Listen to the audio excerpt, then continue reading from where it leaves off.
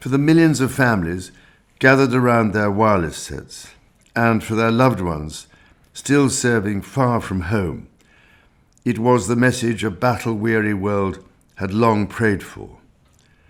The war is over, declared my grandfather, King George VI, in his address to the nation and Commonwealth on VJ Day 80 years ago today.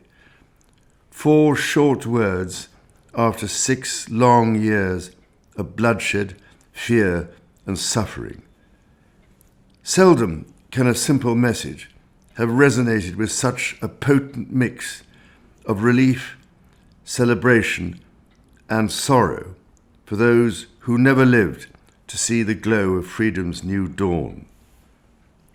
On this day of profound remembrance, I speak to you in that same spirit of commemoration and celebration as we honor anew all those whose service and sacrifice saw the forces of liberty prevail.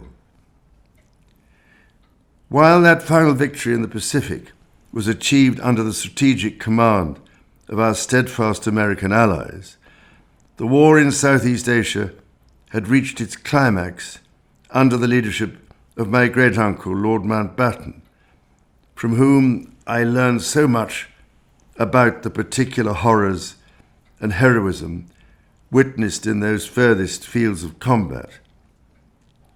The forces aligned under him comprised over 1 million men and women, drawn from many different countries, religions, and communities, but united by a common purpose and indomitable spirit. 29 Victoria Crosses bear eloquent testimony to their valour, but I know full well of the toll it took on so many, measured not only in gravestones, but in the mental and physical scars of those who survived. Despite the unyielding support of their devoted battlefield commander, General William Slim, the forces on the ground sometimes considered themselves the forgotten army.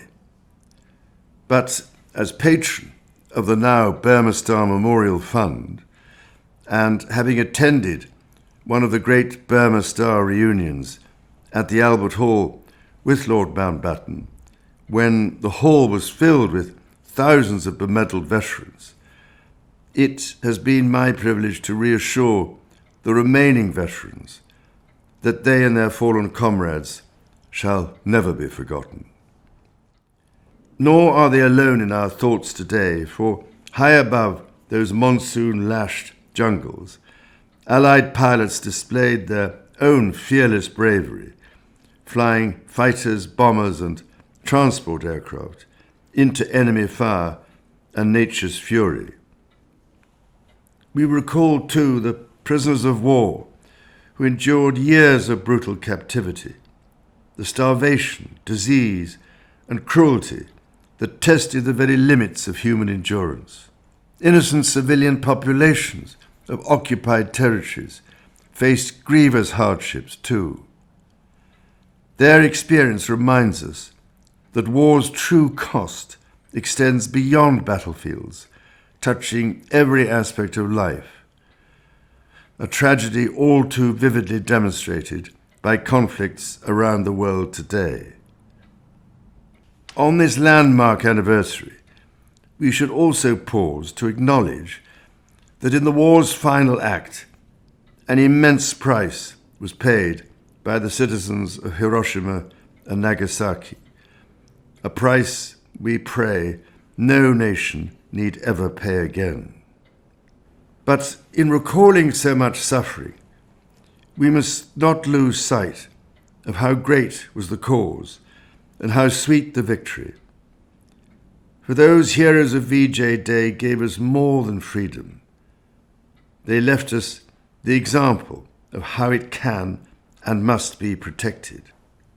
Countries and communities that had never before fought together learned to coordinate their efforts across vast distances, faiths, and cultural divides. Together they proved that in times of war and in times of peace, the greatest weapons of all are not the arms you bear, but the arms you link. That remains a vital lesson for our times.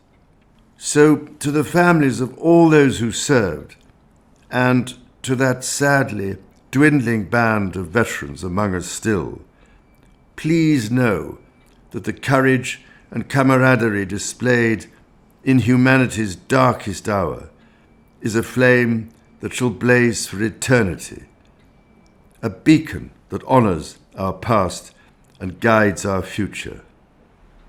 Let us therefore pledge to be vigilant guardians of the values they bequeathed to us, and let us, above all, remember the epitaph in the Commonwealth War Graves Cemetery on the battlefield of Kohima. When you go home, tell them of us and say, for your tomorrow we gave our today.